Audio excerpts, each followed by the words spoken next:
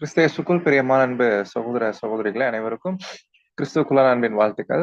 So மீண்டுமாக நம்ம பார்த்துட்டு வருகிற சிறிய புஸ்தகத்திலிருந்து பெரிய பாடங்கள். ஸோ அந்த புக் ஸ்டடியில நம்ம இது ஒரு பைபிள் ஸ்டடி. ஸோ சொல்லும்போது இந்த ஒரு வேதாகம பாடத்துல நம்ம இப்ப எங்க நிக்கிறோம்னா யூதா நிருபத்துல நிக்கிறோம். அப்போ யூதா நிருபம் நம்ம பார்த்தோம். போன வாரத்துல 2 கிளாஸ் பார்த்துருக்கோம். ஸோ யூதா யாரு நம்ம பார்த்தோம் ஃபர்ஸ்ட் கிளாஸ்ல.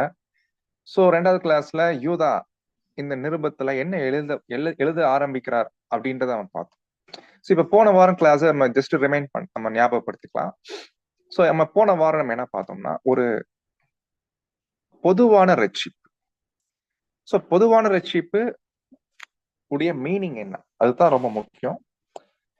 ஸோ ஜென்ரலா நம்ம எல்லாரும் ஏற்றுக்கொண்ட விஷயம் எதுனா, பொதுவான ரட்சிப்பு சொல்லும் போது உலகத்தின் ஜனங்களுக்கான எல்லா ஜனங்களுக்குமான ரட்சிப்பு, அது கரெக்ட், அதுல எந்த மாற்றம் இல்லை.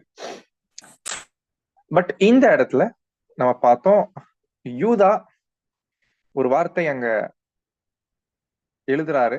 இது தமிழ் டிரான்ஸ்லேஷன் வருது இல்ல, பட் ஆங்கில பைபிள்ல வருது. ரோதர்ஹாம், டைக்லான் இடங்களை வருது.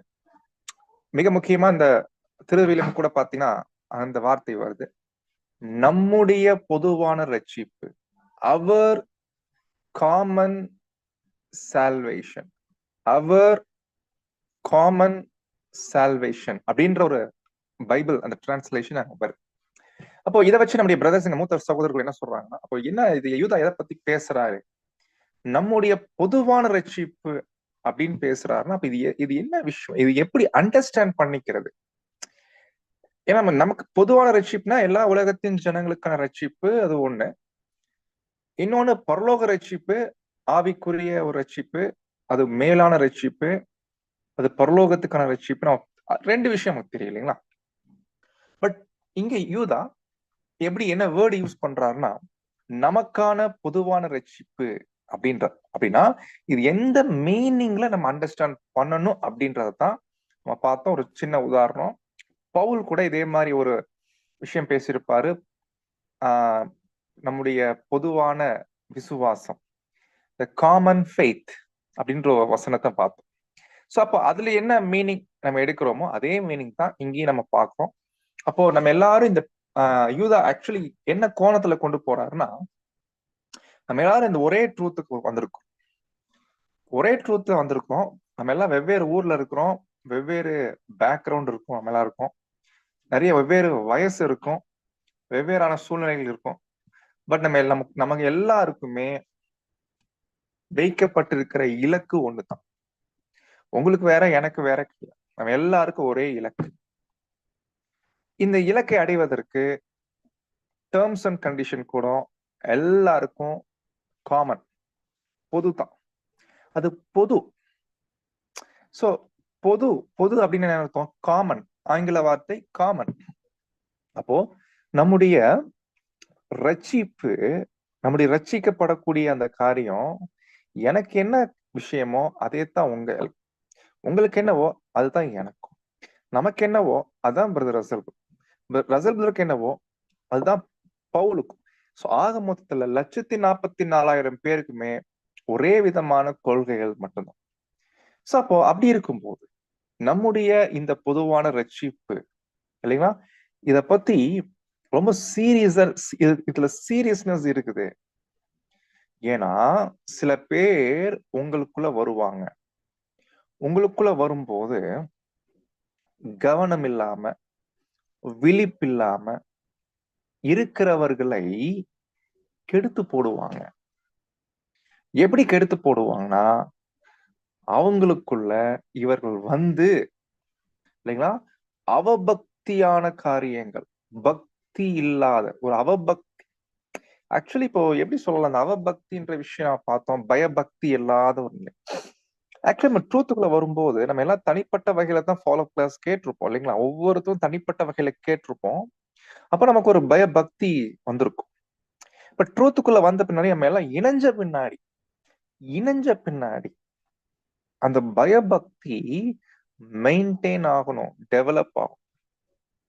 ஆனா சில நேரங்கள்ல நமக்கு ஒருவேளை சில மூத்த சகோதரர்களை பார்க்கும்போது இல்லைங்களா, ரொம்ப கேஷுவலா நமக்கு அர்ப்பணிப்பு வாழ்க்கைனா என்னன்னு ஃபாலோ கிளாஸ்ல கற்றுக்கொண்டிருப்போம் இல்லைங்களா?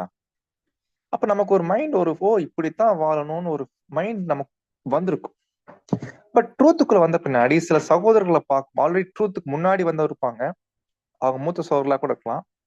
அவங்களுடைய வாழ்க்கை வாழக்கூடிய அந்த அர்ப்பணிப்பு வாழ்க்கைய பார்க்கும்போது, இப்படித்தான் இந்த லெவல் தான் இருக்கணும் போல அப்படின்ற லெவலுக்கு நம்ம போகும்போது, ஒரு பயபக்தி அங்க குறைஞ்சு போகுது. இல்லைங்களா? அப்போ சகோதர, சகோதரிகளே அதனால தான் கண்டுபிடிக்கிறோம். இந்த மாரி விஷயங்கள் இந்த அழைப்புக்குள்ள இருக்கவே கூடாது. அப்போ இந்த அழைப்புக்குள்ள வந்துட்டு நம்முடைய ரட்சிப்பு அங்க நிறைவேறணும் அப்படின்னா, அது நிறைவேறணும் இல்லைங்களா? அப்போ ரட்சிப்பு நிறைவேறணும்னா, கண்டிப்பா இந்த பயபக்தி இல்லாத ஒரு நிலைக்கு போகக்கூடாது. அப்போ இப்படிப்பட்டவங்க சில பேர் வந்து, அது பிரசங்கத்தின் மூலமாவோ, இல்ல வாழ்க்கையின் மூலமாகவோ என்ன பண்ணிறாங்கன்னா, ஜனங்களுக்குள்ள ஒரு பக்தி இல்லாத ஒரு நிலைக்கு அங்க கொண்டு போயிடுறாங்க. அப்போ இது மட்டும் இல்ல. அடுத்து என்ன பண்றாங்கன்னா, தேவனுடைய கிருபை என்னன்றத போன வாரம் பார்த்தோம். அந்த கிருபையை என்ன பண்ணிடுறாங்கன்னா, அப்படியே அத திருப்பிடுறான். அப்படியே திருப்பிடுறான். கிருபை இது உதாரணத்துக்கு நமக்கு தெரியும். இந்த இருண்ட காலத்துல எல்லாம் பார்த்தீங்கன்னா, நீ பாவம் பண்றியா? நீ பாவ மன்னிப்பு பெறணும்னா, நீ வந்து ஃபாதர் கிட்ட வந்து ஒரு அறிக்கை பண்ணி, ஒரு சீட்டு எழுதி குடு. அப்போ உனக்கு பாவ நிவர்த்தி கிடைக்கும். பாருங்க எவ்வளவு ஒரு தேவனுடைய கிருபை எப்படி இருக்குது. அந்த கிருபைய எப்படி புரட்டி போட்டாங்க பார்த்தீங்களா? அந்த இருண்ட காலத்துல. அது மாரி தேவனுடைய கிருபையை உணராம, இந்த மாரி சில பேர் அங்க நடப்பாங்க. சகோதர, சகோதரிகளே பார்த்தோம். யூதா சொல்லும்போது, ஒருத்தங்க வெளியிருந்து வந்து கவிழ்த்து போடக்கூடிய காரியம் பண்றது ஒரு பக்கம் இருக்கட்டும். இன்னொருத்தவங்க வந்து அவங்கள பார்த்து நம்ம தப்பான வழியில போகிறது என்பது அடுத்து. அது இன்னொரு பக்கம். ஆனா, நம்மை நாமே, நமக்கு நாமே இப்படி நம்ம வாழ்ந்தோம் அப்படின்னா, அது நமக்கு தான் டேஞ்சர். யூதா 2 கோணத்துல எழுதுறார். வெளியிருந்து வந்து இப்படி பண்ணி கெடுக்கிறவங்கள தேவன் தண்டிப்பார். அவங்க மேல பெரிய ஒரு ஆபத்து வரும். அது ஒரு பக்கம். இன்னொரு பக்கம் உள்ளே இருக்கிறவங்க உள்ள இருந்தே இப்படிப்பட்ட வாழ்க்கை வாழ்றாங்க அப்படின்னா, சபையில இருக்கும்போதே இப்படிப்பட்ட வாழ்க்கை வாழ்றாங்கன்னா, அது அவங்களுக்கும் சேம் அதே தண்டனை தான் அங்க கிடைக்கும். அப்போ இதெல்லாம் யூதா அங்க பேசிட்டு வந்துட்டு இருக்கிறாரு. அதுக்கப்புறம் கர்த்தர் இயேசுவை மறுதலிக்கிறாங்க. அவர் நம்முடைய ஆண்டவர். ஆண்டவர் அப்படின்னா நம்மை ஆளுகிறவர் என்று அர்த்தம். கரெக்ட்டுங்களா? நம்மை ஆளுகிறவர். இப்ப நம்மை ஆளுகிறவராகி இருக்கிற கர்த்தராகிய இயேசு கிறிஸ்துவை நாம எப்ப மறுதலிப்போம்? எப்போ அவருடைய ஆளுகை அவருடைய ஆளுகைக்கு உட்பட்டு நம்ம இல்லையோ, எப்போ கர்த்தர் நம்மளை வெறுமனே ஆண்டவர் என்று சொல்லிட்டு, அவர் நம்மை ஆளுவதற்கு அனுமதிக்கலையோ, இல்லைங்களா? சோ அப்போ நம்ம என்ன பண்றோம்னா, மறுதலிக்கிற மாரி. அப்போ இதெல்லாம் ஒரு எச்சரிப்பின் பாடங்களாக சொல்லிட்டு, நம்முடைய அழைப்புல இவ்வளவு பெரிய ஒரு ரட்சிப்பு ஒரு பாதைக்குள்ள போயிட்டு இருக்கிற நமக்கு, இப்படிப்பட்ட ஒரு நிலை ரொம்ப ஜாக்கிரதையா அங்க இருக்கணும் அப்படின்றதுக்காக, இப்போ யூதா என்ன பண்றாருன்னா, அடுத்த லெவல் பத்தி பேசுறாரு. சில உதாரணம் கொடுக்கிறார். பைபிள்ல இருந்து சில உதாரணம் கொடுக்கிறாரு. ஒரு 3 உதாரணம் கொடுக்கிறாரு. இந்த 3 விஷயங்கள மையமா வச்சு, அது என்னன்றதை இன்னைக்கு நம்ம படிக்கலாம். முதல்ல வசனம் படிச்சிருங்க. 5, 6, 7.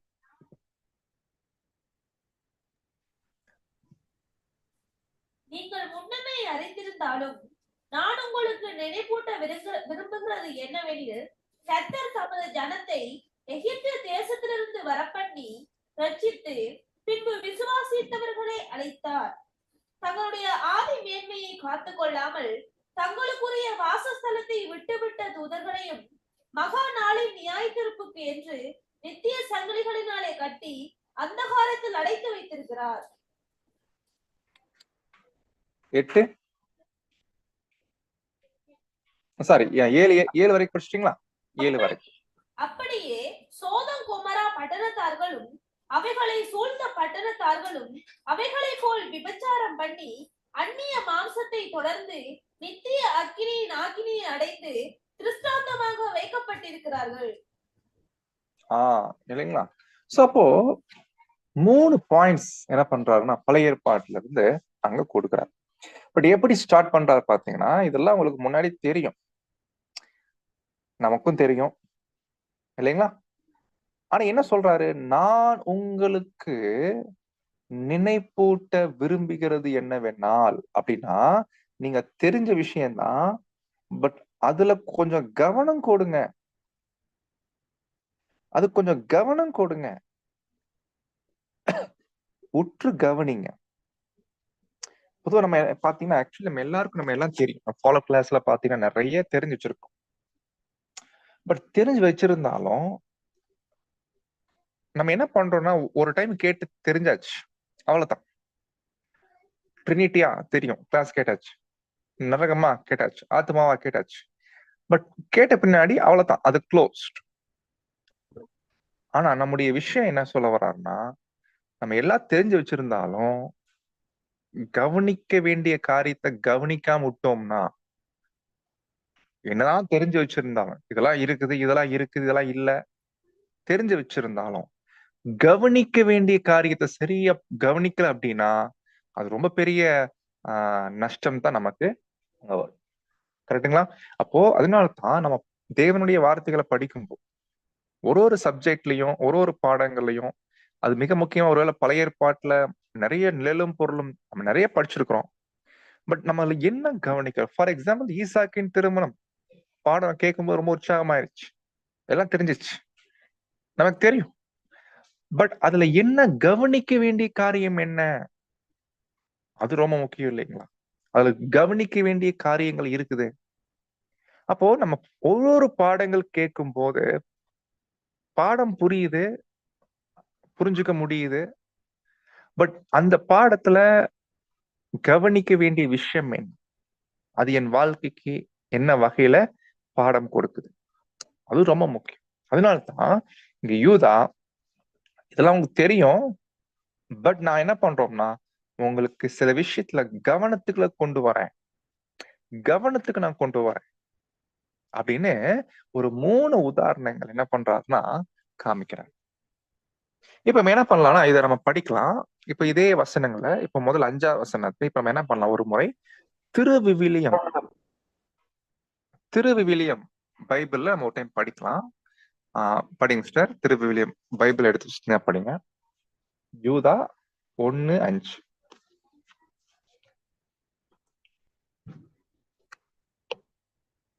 நீங்கள் எல்லாவற்றையும் அறிந்திருக்கிறீர்கள், ஆயினும் சிலவற்றை உங்களுக்கு நினைவுறுத்த விரும்புகிறேன். ஆண்டவர் எகிப்து நாட்டில் இருந்து மக்களை ஒரே முறையாக விடுவித்தாரெனில் தம்மை நம்பாதவர்களை பின்னர் அழித்து விட்டார். சில வான தூதர்கள் 5 மட்டும் போ பாருங்க. இங்க படிக்கிறோம் வசனம் என்ன சொல்லுதுன்னா, சேம் அதே மாதிரிதான் அங்க ஆரம்பிக்கிறாரு. திருவிவிலியம் மொழிபெயர்ப்புல எப்படி வருதுன்னா, நீங்கள் எல்லாவற்றையும் அறிந்திருக்கிறீர்கள், பட் சிலவற்றை உங்களுக்கு நினைவு உறுத்த விரும்புகிறேன் அப்படின்னா ஒரு கவனத்துக்கு கொண்டு வரேன். ஃபர்ஸ்ட் பாயிண்ட் நல்லா கவனிச்சீங்கன்னா, எல்லாரும் இஸ்ரேல் ஜனங்கள் பத்தி பேசுறாரு.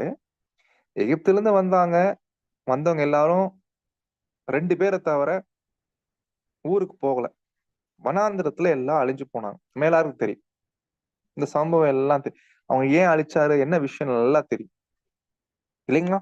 அவங்க எப்படிலாம் தேவனுக்கு முன்னாடி தப்பான காரியம் பண்ணாங்க, இத பத்தி 1 கொரிந்தியர் புஸ்தகத்துல நான் படிக்கிறோம் 10ஆம் அதிகாரத்துல அவங்க என்னென்ன மிஸ்டேக்ஸ் பண்ணாங்க, நிறைய விஷயம் இருக்கு. ஆனா இந்த இஸ்ரேல் ஜனங்களுடைய வனாந்தர பிரயாணம் சொல்லும் போது அவங்க எகிப்திலிருந்து கிளம்புனாங்க, கானான் தேசத்துக்குள்ள வர்றாங்க அப்படின்னா நடுவுல எவ்வளவு விஷயம் நடந்துச்சு, இதை நம்ம படிச்சிருக்கிறோம். பட் யூதா இவ்வளவு பெரிய சம்பவத்துல இருந்து ஒரு பாயிண்ட ஹைலைட் பண்ற, இதுல கொஞ்சம் கவனிங்கன்ற. என்ன கவனிங்க பாருங்க, படிக்கும்போது நமக்கு யோசிக்க நல்லா கவனிச்சீங்கன்னா, ஒரு இஸ்ரேல் ஜனங்களை கூட தேவன் எகிப்துல வச்சு கொல்லல. நல்லா கவனிச்சீங்கன்னா, ஒரு இஸ்ரேல் ஜனங்களை, புரிஞ்சுங்களா, தேவன் என்ன பண்ணலையாமா, எகிப்துல வச்சு கொல்லல.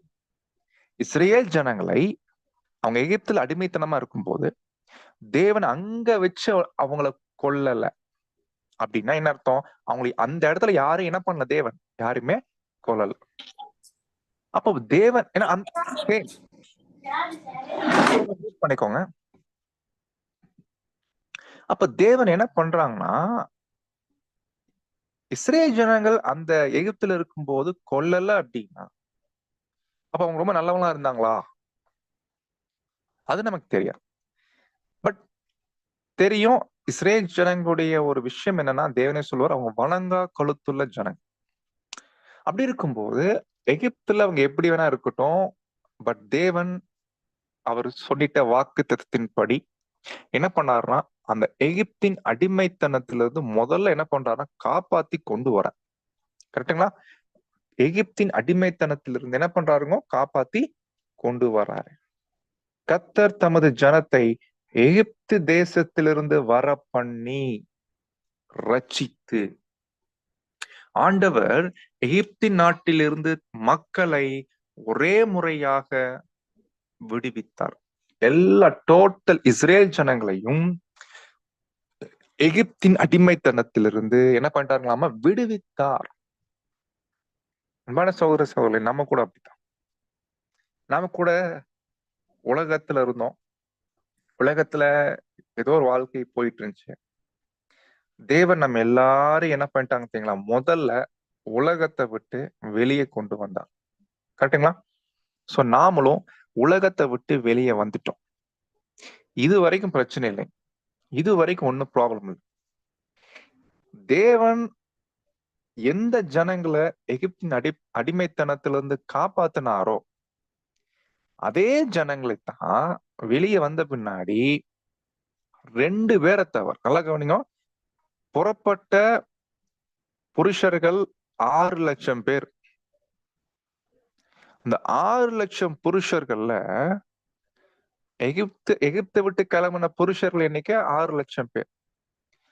2 பேரை தவிர மத்த எல்லாரும் எங்க வந்து செத்தாங்களாமா, வனாந்திரத்துல. அவங்க எகிப்துல சாகல, எகிப்துல சாகிறதுக்கு வாய்ப்பு இருந்துச்சு. அந்த எகிப்தின் மன்னன் ஜனங்களை கொல்றதுக்கு நிறைய பிரயாசம் எடுத்தான். ஒரு இடத்துல இவங்க கிளம்பின பின்னாடி துரத்திட்டு வந்தான். அப்பெல்லாம் தேவன் என்ன பண்ணாரு, காப்பாத்தி செங்கடலை கடக்க பண்ணி இக்கரைக்கு கொண்டு வந்துட்டார். இப்ப பிரச்சனை என்னன்னா, இஸ்ரேல் ஜனங்கள் மடிஞ்சதில்ல. அந்த 6 லட்சம் புருஷர்ல 2 பேர் தவிர மடிஞ்ச எல்லாருமே வனாந்தரத்துல செத்து போனாங்க. ஏன்? இது கவனிக்கிறீங்களா? இது என்னைக்கா சிந்திச்சிருக்கிறீங்களா? இது என்னைக்காவது யோசிச்சிருக்கிறீங்களா அப்படின்னு நினைப்பூட்ட விரும்புறாரு யூதா. நம்ம எவ்வளவு டைம் இது படிச்சிருக்கிறோம், நம்ம எல்லாருக்கும் தெரியுமில்ல இந்த விஷயம். அப்படி இருக்கும்போது இந்த விஷயத்துல நம்ம என்ன கவனம் கொடுக்கிறோம், எதுக்கு நம்ம கவனம் கொடுக்கிறோம்? எல்லாரும் கிளம்புனாங்க, தேவன் கொண்டு வந்துட்டாங்க. ஆனா கொண்டு வந்தவங்க தான் அப்படிப்பட்டவங்க வனாந்தரத்துல செத்து போயிட்டாங்க. தேவன் அழிச்சாராம். இல்லைங்க, ரொம்ப இன்ட்ரெஸ்டிங்கா இருக்கு. அதுக்கு தேவன் அப்போ ஏன் எகிப்திலே அழிச்சிருக்கலாமே? அப்படி தேவன் பண்ணாருன்னா அது நியாயமா இருக்க. அப்ப தேவன் முதல்ல வெளியே கொண்டு வந்துட்டாரு, அதுக்கப்புறம் விசுவாசியாதவர்களை என்ன பண்ணாராமா, அழிச்சார். என்ன ரீசன் சிந்திச்சு பாக்குறீங்களா? அப்போ சகோதர சகோதரிகளே, காரணம் சொல்றாரு, விசுவாசியாதவர்கள். அன்ஃபேர். உண்மையிலேயே இது ரொம்ப ரொம்ப ஒரு வித்தியாசமான ஒரு விஷயம் தான். இவங்க கிளம்பும் போது ஒரு விசுவாசத்தோட கிளம்பி இருக்கிறாங்க.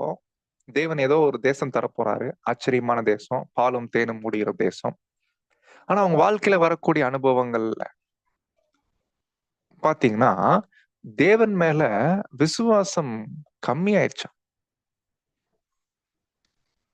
என்ன ரீசன்ஸ்?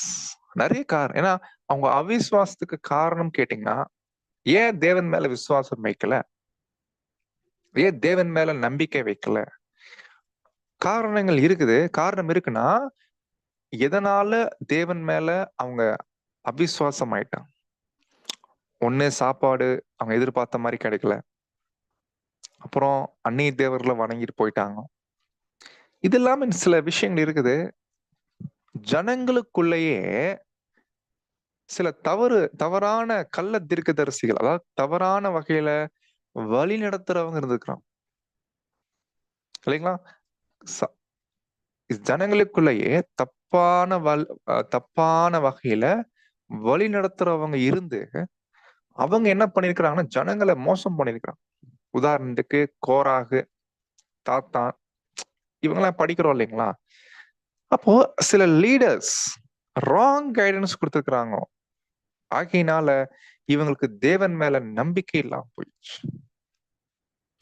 அதனாலதான் பேதுரு கூட சொல்றா, நம்ம நம்புறோம். 2 பேதுரு 2ஆம் அதிகாரம் 1ஆம் வசனத்தை நீங்க திருவிழியம் படிங்க. 2 பேதுரு 2:1.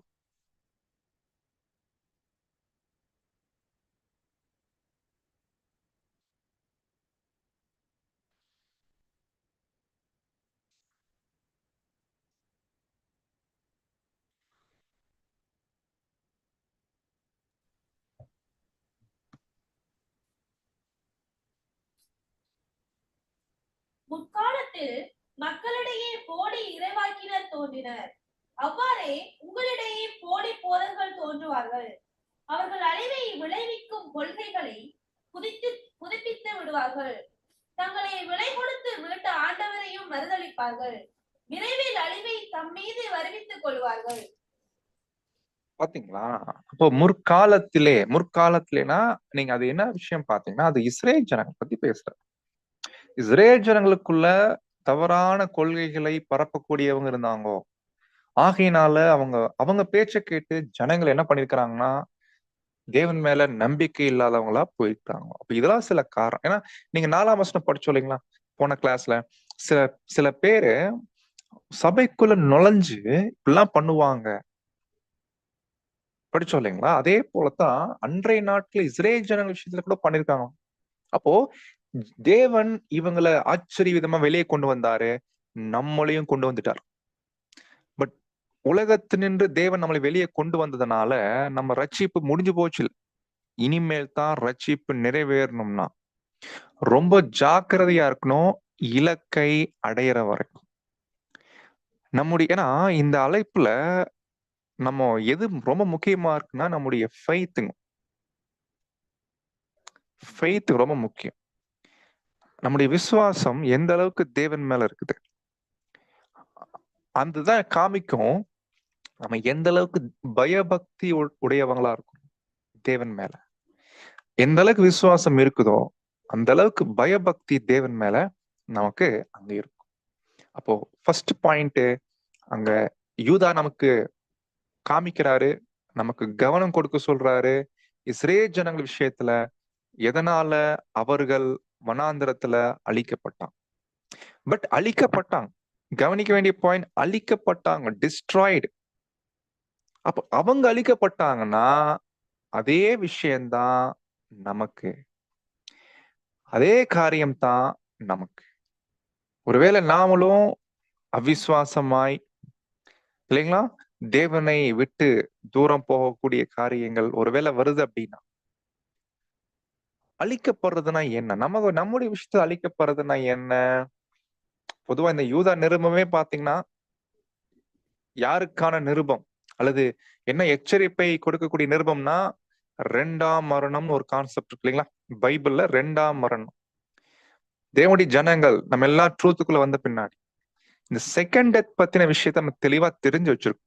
யாருக்கு செகண்ட் டெத்து, எப்படி செகண்ட் டெத்னா என்ன, செகண்ட் டெத்துக்கு முன்னாடி ஃபர்ஸ்ட் டெத்னா என்ன, ஃபர்ஸ்ட் டெத்து இருந்து செகண்ட் டெத்துக்கு நம்ம எப்படி வருவோம், செகண்ட் டெத்துக்கு வராம நம்ம இருக்கணும்னா, செகண்ட் டெத்துக்குள்ள போகாம இருக்கணும்னா என்ன செய்யணும், இதெல்லாம் தெரிஞ்சு வச்சிருந்தா தான் இந்த எச்சரிப்புகள் நமக்கு வீரியமா இருக்கும். பட் இதெல்லாம் தெரியல அப்படின்னா, இது ஏதோ எச்சரிப்பு மாதிரி இருக்குது ஆனா என்னன்னு புரியல, அப்படி ஆயிருக்கும் இல்லைங்களா? சோ அப்போ அந்த மாதிரி இருக்கக்கூடாது. அப்போ நீங்க ஸ்டடி பண்ணணும். ரெண்டாம் மரணம்னா என்ன, அது அது தனி டாபிக். ரெண்டாம் மரணத்துக்கு முன்னாடி முதல் மரணம்னா என்ன, ஃபர்ஸ்ட் டெத். அது என்ன ஃபர்ஸ்ட் டெத்? இப்ப நம்ம எந்த டெத்தை தாண்டி வந்திருக்கிறோம்? ஃபர்ஸ்ட் டெத் தாண்டிட்டோமா? அப்ப இதெல்லாம் என்னன்றத தெளிவா புரிஞ்சு வைக்கும் போதுதான் நமக்கு முன்னாடி இருக்கக்கூடிய டேஞ்சர் என்னன்றத நம்ம கண்டுபிடிக்க முடியும். அடுத்து இப்படி சொல்லிட்டு 6ஆம் வசனத்துல அடுத்து இன்னொரு உதாரணம் கொடுக்கிறாரு பழைய ஏற்பாட்டுல. இப்ப ஃபர்ஸ்ட் பார்த்தது இஸ்ரேல் ஜனங்க. அவங்க யாரு? தேவனுடைய ஜனங்க இல்லைங்களா? தேவனை பத்தி தெரியும். இந்த பூமியில வாழ்ந்த சகல ஜாதிகளிலும் தேவனால் தெரிந்து கொள்ளப்பட்டவங்க. இப்ப ரெண்டாவது உதாரணம் மனுஷங்க இல்ல, தேவன் தூதர்கள், தேவனுடைய தூதர்களாம். இவங்க பத்தி என்ன சொல்றாரு படிக்கலாம். அவங்க காரியத்தை கூட நம்ம பேசிக் கிளாஸ்ல படிச்சிருக்கிறோம், முதல் உலகம் பாடத்துல. நம்ம எல்லாருக்கும் தெரியும். ஆனா இதுல கவனிக்க வேண்டிய காரியம் என்ன, இவங்க காரியத்துல என்ன கவனிக்கணும் சொல்றாரு. திருவிழியத்தை படிங்க. யூதா 1:6. சில வான தூதர்கள் தங்கள் ஆளும் அதிகாரத்தை காத்துக் கொள்ளாமல் தங்கள் உறைவிடத்தை துறந்து விட்டார்கள் என்றும், கட்டப்பட்டவர்களாய் அவர்களை கடவுள் மாபெரும் தீர்ப்பு நாளுக்காக காரிருளில் வைத்திருக்கிறார்.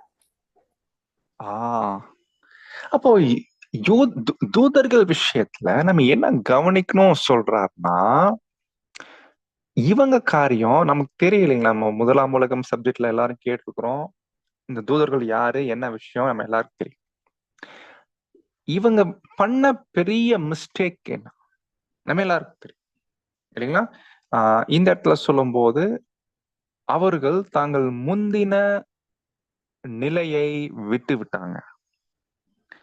விட்டு போட்டு தாங்கள் வாழக்கூடிய ஒரு நிலையை விட்டு போட்டு, அப்படின்னு என்ன அர்த்தம்? இங்கத்தான் ஒரு பாயிண்ட் கவனிக்கிறோம்.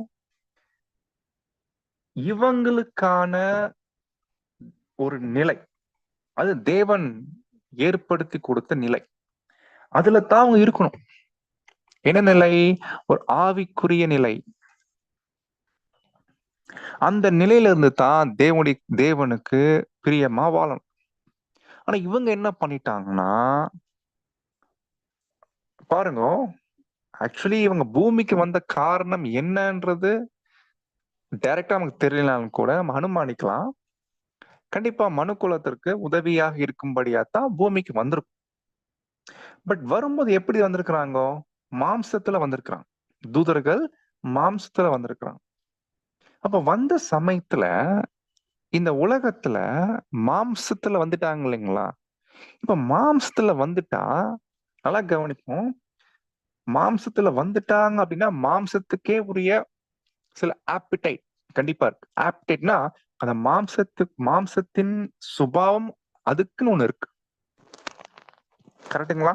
அந்த மாம்சத்துக்கே உரிய சில சுபாவம் இருக்கு. இப்ப அவங்க மாம்சத்துல வந்து இருக்கும்போது மாம்சத்துல இருந்துகிட்டு யார பாக்குறாங்க? பெண்களை பாக்குறாங்க. அப்போ என்ன வருதுன்னா, அழகுள்ளவங்களா இருக்கிறாங்க, அழகா இருக்கிறாங்க சொல்லிட்டு என்ன பண்றாங்க? திருமணம் பண்ணிக்கிறாங்க. பாருங்க, அப்போ இவங்க தேவன் படைச்ச ஒரு நிலை வந்து ஆவிக்குரிய சரீரத்துல ஆவிக்குரிய ஒரு வாழ்க்கை. இப்ப இவங்க என்ன பண்றாங்கன்னா மாம்சத்துல வரேன்னு சொல்லிட்டு வந்துட்டாங்க. பட் வந்த பின்னாடி மைண்ட் சேஞ்ச் ஆகுது. ஏன்னா மாம்சத்துல இருக்கும்போது ஒரு ஈர்ப்பு வருது. அந்த ஈர்ப்பு தான் பாக்குறோம். அந்த பெண்கள் அழகா இருக்கிறாங்க. அப்போ இவங்க மாம்சத்துல இருக்கிறதுனால அது அவங்களுக்கு ரொம்ப சந்தோஷமாயிருது. அப்போ அந்த காரியத்தை பண்றோம். But what ever it is, தங்கள் ஆதி மேன்மை இல்லைங்களா, ஆவிக்குரிய நிலையில இல்லைங்களா, எப்படி தேவன் படைச்சா அந்த நிலையை காத்து கொள்ளலைங்களா. இதை நான் கொஞ்சம் வேற மாதிரி சொன்னா உங்களுக்கு புரியும். எப்படி சொன்னா புரியும்னா, இப்ப பாரு, நம்மளாம் மனுஷனா இருக்கிறோம். இப்ப மனுஷனா இருக்கிற நாமும் டைனிங் டேபிள்ல உட்கார்ந்து சாப்பிடுறது அது ஒரு மனுஷனுக்குரிய ஒரு கணம். கரெக்டுங்களா? இப்ப நாம திடீர்னு நாயா மாறோம்னு வச்சுக்கோங்க. நாயா மாறி ரோட்ல போயிட்டு இருக்கிற அங்க ஒரு எலும்பு துண்டு அல்லது அங்க ஏதோ குப்பையில போய் நாயுடைய சுபாவம் என்ன? நாயா ஒருவேளை மாறணும் அப்படின்னா நாயுடைய சுபாவம் என்ன? அந்த நாய்க்குரிய சுபாவம் தானே வெளிப்படும் இல்லைங்களா? நாயா மாறிட்டோம்னா நாயுடைய சுபாவம் தான் வெளிப்படும். ஏன்னா நாயுடைய சுபாவம் அது எப்படிதான் சாப்பிடும், நக்கி நக்கி சாப்பிடும். அது எவ்வளவு ஒரு பார்க்க மோசமா இருக்கு இல்லைங்களா? எப்படிப்பட்ட ஒரு மனுஷ நிலையில இருந்து நாயா மாறுறது எவ்வளவு, அதே போலத்தான் ஆதி மேன்மையை காத்து கொள்ளல. அப்போ தங்கள் அந்த வாழக்கூடிய இடத்தை விட்டு விட்டாங்க. அப்ப இவங்க பண்ண மிஸ்டேக்கு இதுதான். அப்ப என்ன பாடம் இதுல நம்ம என்ன கவனிக்கிறோம் அப்படின்னா, சகோதர சகோதரத்துல இங்கதான் ரொம்ப முக்கியமான பாயிண்ட். இன்னைக்கு தேவனுடைய ஜனங்களா இருக்கக்கூடிய நாமம் இந்த தூதர்கள் விஷயத்துல இருந்து என்ன கற்றுக்கொள்ளலாம்? இன்னைக்கு நாம கூட தேவன் எந்த ஒரு நிலையில வச்சிருக்காரு தெரியுங்களா? ஆவிக்குரிய ஒரு நிலை. கரெக்டுங்களா?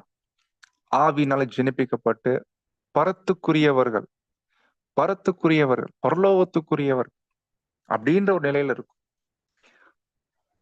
ஆனா சிந்தையில தான் நாம ஆவிக்கேற்றபடி பரத்துக்குரியவைகளை தேடுறோம், விரும்புறோம்.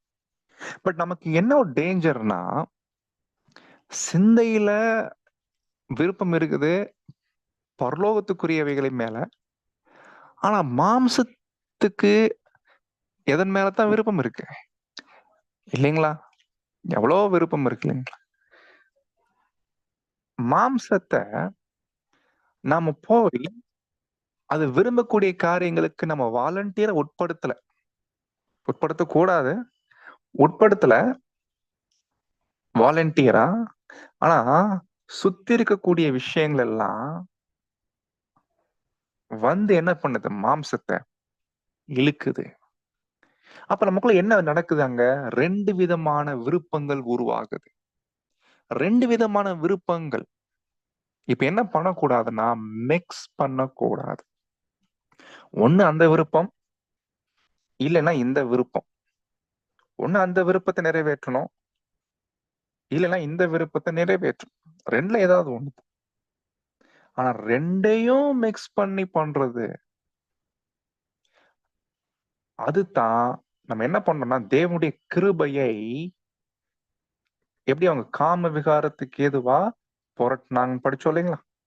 அப்ப தேவனுடைய கிருபை நம்ம என்ன பண்ற மாதிரி, அது உதாசீனம் பண்ற மாதிரி, விருதாவாக்குற மாதிரி. இது பெரிய ஒரு டேஞ்சர் தான். உண்மையிலே இது நமக்கு எல்லாருக்குமே ஒரு போராட்டம் இருக்குது மாம்சத்துல இருக்கிறதுனால. பட் இந்த விஷயத்துல தேவன் தாமே கிருபை செய்யணும் இதை நம்ம மேற்கொள்றதுக்கு. சோ அப்போ இப்படியாக சகோதர சகோதரிகளே, 2வது விஷயம் தூதர்கள் பத்தின விஷயம். அதனாலதான் பாத்தீங்கன்னா தூதர்கள் இப்படி பண்ணிட்டாங்க இல்லைங்களா?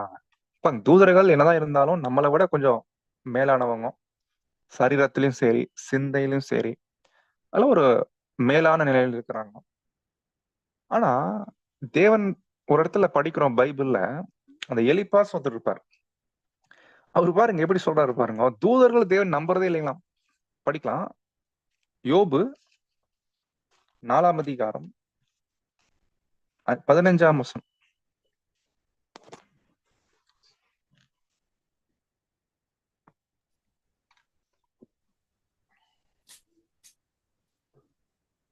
அப்பொழுது ஒரு ஆவி என் முகத்துக்கு முன்பாக கடந்தது.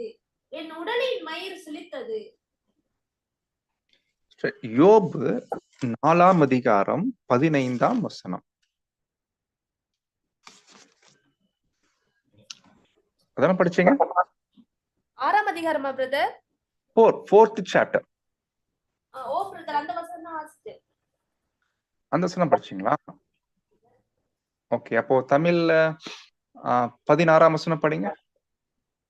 அது ஒரு உரு போல என் கண்களுக்கு முன் நின்றது, ஆனாலும் அதன் ரூபம் இன்னதென்று விளங்கவில்லை. அமைதல் உண்டாயிற்று. சரி, 18ஆம் வசனம். 18. கேளும், அவர் தம்முடைய பணிவிடைக்காரரிடத்தில் நம்பிக்கை வைப்பதில்லை, தம்முடைய தூதர் மேலும் புத்தியிடத்தை சுமக்கிறாரே. பாருங்க, இது இன்னொரு டிரான்ஸ்லேஷன் படிக்கிறேன். தேவன் அவரது பரலோகத்தின் பணியாட்களிலும் கூட நம்பிக்கை வைப்பதில்லை, தேவன் தனது தேவதூதரிடம் குற்றங்களை காண்கிறார். பாருங்க, அப்போ எப்படி சொல்றாரு பாருங்க, தூதர்கள் கூட நம்புறது இல்லைங்களா? ஏன்னா நமக்கு அது நல்ல உதாரணம் இதுதான். ஏன்னா அவன் முதலாம் உலகத்துல செஞ்சிட்ட காரியம் அந்த மாதிரி, தேவனுக்கு எதிராக தேவசுத்தம் செய்யாம இல்லைங்களா, இது பண்ணிட்டு அவங்க பெரிய மிஸ்டேக். அதே போல 1 பேதுரு 3:20 படிக்கிறோம் தூதர்களை பத்தி. 1 பேதுரு 3:20.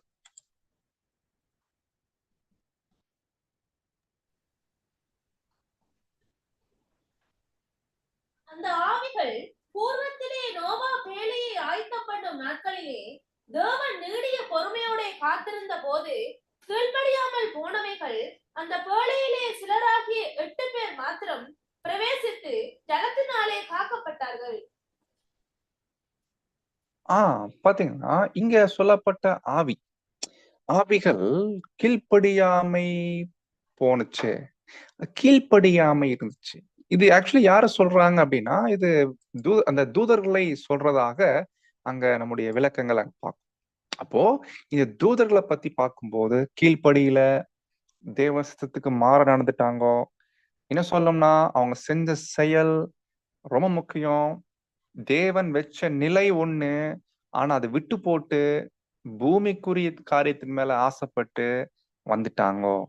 அப்போ இதுதான் நம்ம கவனிக்க வேண்டிய பாடமா இருக்குது. எங்கன்னா விழுந்து போன தூதர்கள். எப்படி இஸ்ரேல் ஜனங்கள் அழிக்கப்பட்டாங்க, அதே போல இவங்களுக்கு என்ன தேவன் வச்சிருக்கிறாருன்னா, என்ன பண்ணிட்டாருன்னா, இப்படிப்பட்ட தவறு பண்ணவர்களை தேவன் என்ன பண்ணிட்டாங்க, ஒரு இருளில் இல்லைங்களா, டார்டாருன்னு படிக்கிறோம் இல்லைங்களா, நரகத்திலேயே வச்சிருக்காரு. என்ன அர்த்தம்? அது குறிக்குது டார்டாரு. பேசிக் கிளாஸ்ல படிச்ச அதே பாயிண்ட். அப்போ அந்த ஒரு நிலைக்கு தேவன் என்ன பண்ணிட்டாராமா, அடைச்சு வச்சுட்டாங்க. இது வரைக்கும் ரொம்ப முக்கியம், மகா நாளின் நியாய தீர்ப்பு. அப்ப என்ன புரிஞ்சுக்கலாம்னா, இந்த தூதர்களுக்கு ஒரு நியாய தீர்ப்பு இருக்குது. நியாய தீர்ப்பு என்னன்னா, உடைய கிரேக்க வார்த்தை கிரைசிஸ் உடைய அர்த்தம் என்ன? ட்ரையல். அவங்களுக்கு ஒரு ட்ரையல் தேவன் வைக்க போறார். ட்ரையலுடைய அர்த்தம் என்ன? மறுபடியும் ஒரு வாய்ப்பு கொடுக்குற அப்படின்னா, மறுபடியும் ஒரு சான்ஸ். அந்த சான்ஸ் தான் தூதர்களின் நியாய தீர்ப்பு. அதுல அவங்க கீழ்ப்படுறாங்களா இல்லையா, அதுதான் அவங்களுக்கான. அப்ப இது எப்ப நடக்குதுன்னா, அது மகாநாள் சொல்லும் போது 1000 ஆண்டு அரசாட்சி. அப்ப இந்த 1000 ஆண்டு அரசாட்சியில ஒரு குறிப்பிட்ட டைம்ல இவங்களுக்கான நியாய தீர்ப்பு அங்க போகும். இந்த தூதர்களை தான் பவுல் சொல்றாரு, நாம் தூதர்களையும் நியாயம் தீர்ப்போம் என்று அறியீர்களா, இல்லைங்களா? அப்படி இருக்கும் போது அப்ப இந்த தூதருடைய நியாய தீர்ப்பு மகா நாளில் அங்க நடக்குது. சோ அப்போ பட் என்னதான் இருந்துட்டாலும் எப்படி இஸ்ரேல் ஜனங்கள் வனாந்திரத்தில் அழிக்கப்பட்டாங்க, அவங்க விஷயத்துல ராஜ்யத்துல உயிர் தெழுந்து வந்துருவான். தூதர்கள் பண்ண தப்புனால நித்திய சங்கிலிகள்ல தேவன் கட்டிட்டார் அப்படின்னா, ஒரு குறிப்பிட்ட டைம் வரைக்கும் அடைச்சு வச்சிருக்கிறாரு.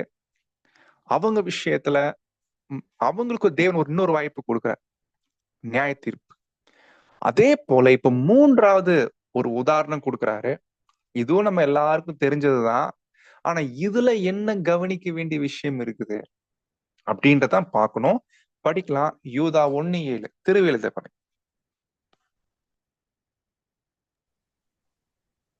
அவர்களைப் போலவே சோதோம் கொமரா அவற்றின் சுற்றுப்புற நகரங்கள் ஆகியவற்றின் மக்கள் பரத்தைமையிலும் இயற்கைக்கும் மாறாக சிற்றின்பத்தில் மூழ்கி இருந்தார்கள்.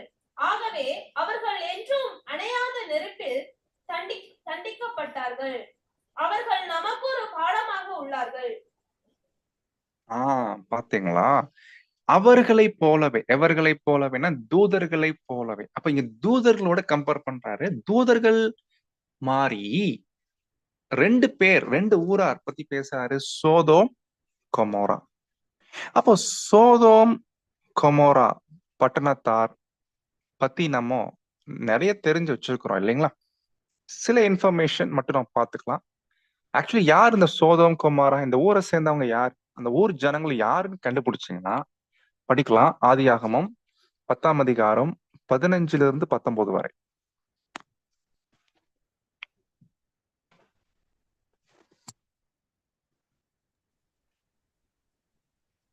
அந்த தேசத்திலிருந்து அசுரர் புறப்பட்டு போய் நினிவேயையும் ரெகபோத் பட்டணத்தையும் காலாகையும் நினைவுக்கு காலாகும் நடுவாக ரேசனையும் கட்டினார். இது பெரிய பட்டணம்.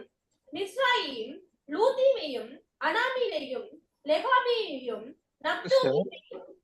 ஆதியாகமம் 10ஆம் அதிகாரம் 15th verse 15 - 19 வரை.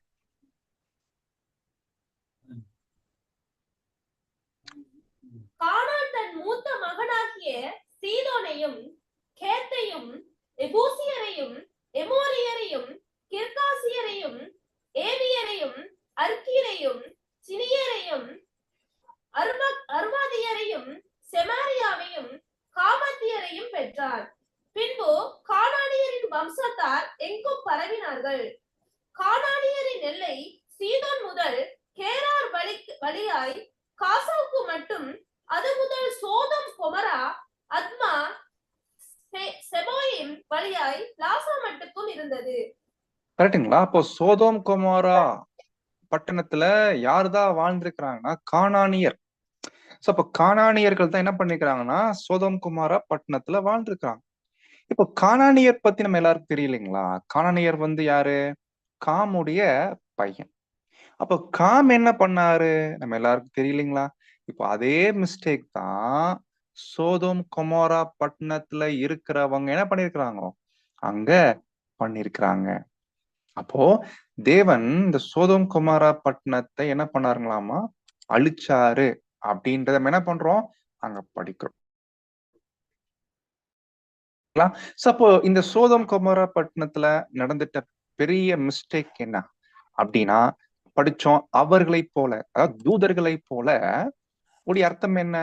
தூதர்களை எது கம்பேர் பண்றாங்க? தூதர்கள் என்ன தப்பு பண்ணாங்கன்னத இந்த வசனத்துல கம்பேர் பண்றாரு. பர்டிகுலரா சோதோம் கொமோரா பட்டணத்தார் விபச்சாரம் பண்ணி, இல்லைங்களா? விபச்சாரம் பண்ணி. தூதர்களுக்கு என்ன விபச்சாரம்னா, தூதர்கள் பண்ணது கல்யாணம் இல்ல, விபச்சாரம். எப்படி? ஏன்னா அது என்ன மாதிரி விபச்சாரம் தெரியுங்களா? ஆக்சுவலி இது என்ன மாதிரி விபச்சாரம்னா, சுபாவத்தின்படியான ஆண் பெண் என்பது வேற, ஆணோட ஆண் அது கூட வேற. ஆனா இது எப்படின்னா, தூதர்கள் மனுஷனோட, தூதர்கள் மனுஷனோட.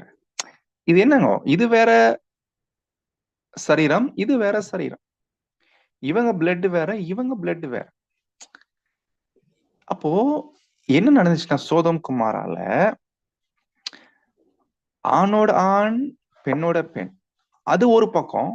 ஆனா அதை விட ஒஸ்ட் எதுன்னா, ஆண் அப்புறம் என்னங்களாமா விலங்குகளோட என்ன பண்ணாங்க, போயிட்டு விபச்சாரம் பண்ண. அதான் படிச்சோம். அந்நிய மாம்சத்தை தொடர்ந்து. அந்நிய மாம்சம்னா என்ன? ஹியூமன்னா ஹியூமன் இல்லைங்களா? ஆனா இவங்க என்ன பண்ணிருக்கிறாங்க, ஹியூமனுக்கும் அனிமல்ஸ்க்கும் அதனுடைய மாம்சம் வேற, இதனுடைய மாம்சம் வேற. அப்போ இது எந்த அளவுக்கு பண்ணிட்டாங்க. அப்போ இது என்னன்னா, இவங்க ஆக்சுவலி இந்த அளவுக்கு, ஏன்னா இப்ப தூதர்கள் கூட பாத்தீங்கன்னா தேவனை தெரியும், இஸ்ரேல் ஜனங்களுக்கும் தேவனை தெரியும். சோதம் குமாரா பட்டணத்தாருக்கு தேவனை பத்தி தெரியாது. பட் இருந்துட்டாலும் அவர்கள் பண்ணிட்ட அந்த காரியம் ரொம்ப ஒஸ்டான விஷயம். அவங்க பண்ண மிஸ்டேக்க கவனிங்கன்ற.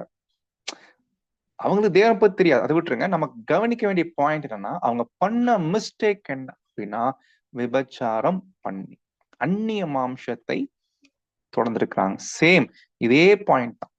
இப்ப நமக்கு என்னன்னு தெரியுங்களா? இப்ப நமக்கு எது அந்நிய மாம்சம்?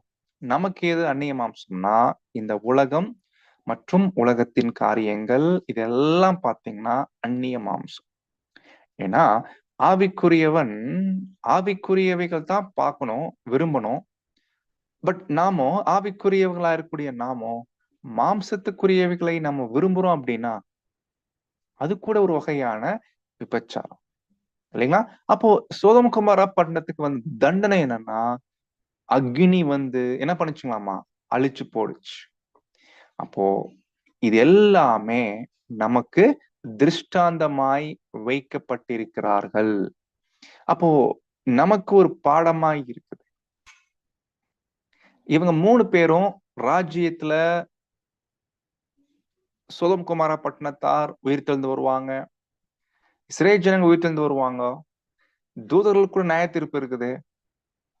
ஆனா இவங்க எல்லாமே அந்த சமயத்துல வாங்கிட்ட தண்டனைகள் எல்லாமே நமக்கு பாடமா இருக்கு. பட் இந்த 3 உதாரணத்துல நம்ம என்ன ஒரு விஷயம் புரிஞ்சுக்கலாம், ரொம்ப எளிமையா புரிஞ்சுக்கலாம்னா, 2 பாடத்தை கற்றுக்கொள்ளலாம். ஒண்ணு, தேவ பக்தி இல்லாம விசுவாசம் இல்லாம இருக்கிறது ஒரு பெரிய ஒரு டேஞ்சர். 2வது விஷயம் நம்ம கவனிக்கிறோம், மிக்சிங். அந்த மிக்சிங்ன்ற விஷயம் இருக்கக்கூடாது.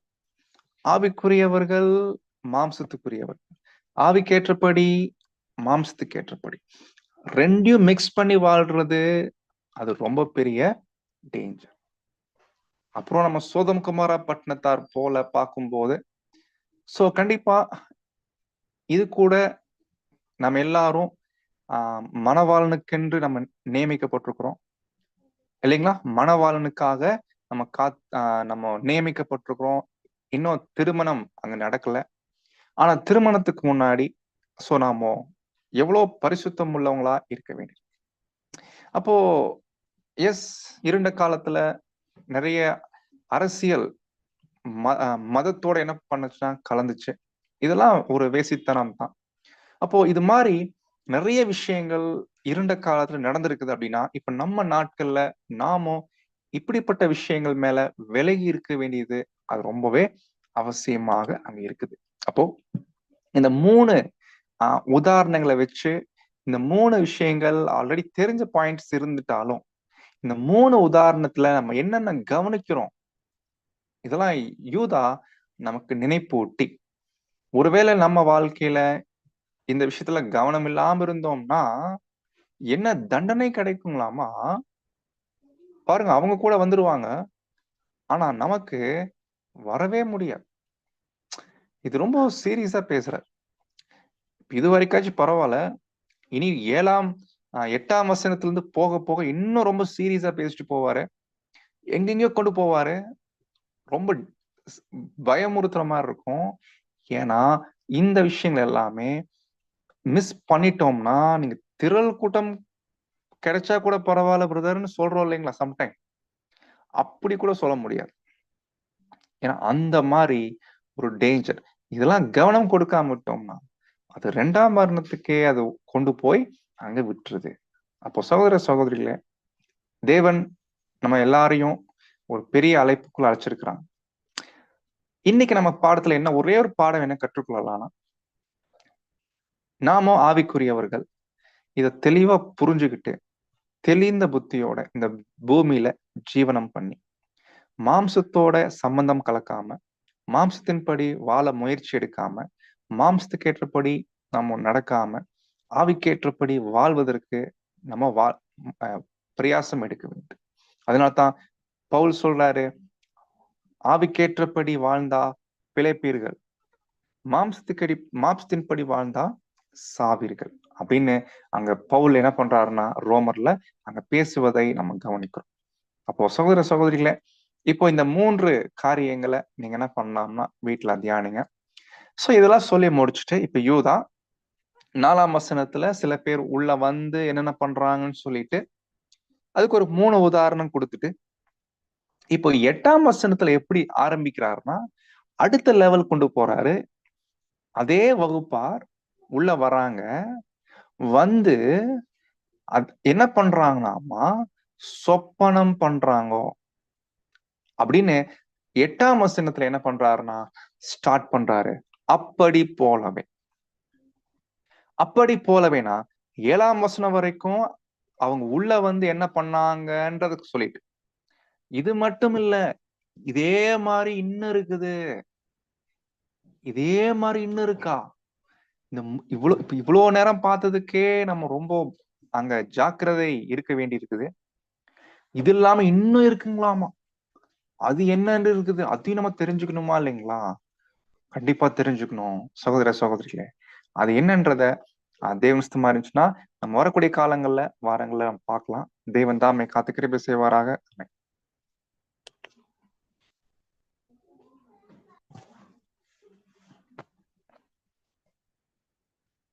இந்த பாடத்தை இலகுவாக தொகுத்து வழங்கிய எங்கள் சகோதரருக்கு நன்றியை தெரிவித்துக் கொண்டு இன்றைய நாளுக்குரிய இரவின் கீதத்தை சகோதரர் அருண் அவர்கள் வந்து வாசிக்குமாறு அன்புடன் வேண்டிக் கொள்கின்றேன். நவம்பர் 22. நம்முடைய கர்த்தராகிய இயேசு கிறிஸ்துவின் நாமத்தினாலே எப்பொழுதும் எல்லாவற்றுக்காகவும் பிதாவாகிய தேவனை ஸ்தோத்தரித்து, எபிரேயர் 5:20. சில நாடுகளில் ஒரு நாளை குறிப்பிட்டு அன்றைக்கு நன்றி அறிந்த ஸ்தோத்திரம் செலுத்துவார்கள். ஆனால் பரலோகத்துக்குரிய ராஜ்யத்தின் பிரஜைகளாகிய நமக்கோ ஒவ்வொரு நாளும் ஸ்தோத்திரம் செலுத்த வேண்டிய நாளாகும். நாம் தேவனிடத்திலிருந்து பெற்றுக்கொண்ட எல்லா நன்மைகளுக்காகவும் எப்பொழுதும் ஸ்தோத்திரம் செலுத்த வேண்டும். அதற்கு மேலாக நமக்கு ராஜாவாய் இருக்கிற இயேசு கிறிஸ்துவின் மூலமாய் நீதியினால் ஸ்தாபிக்கும் போகும் பரிசுத்த ராஜ்யத்துக்கும் அதன் சமாதானத்துக்கும் சந்தோஷத்துக்கும் அந்த மகிமையான நம்பிக்கைக்கும்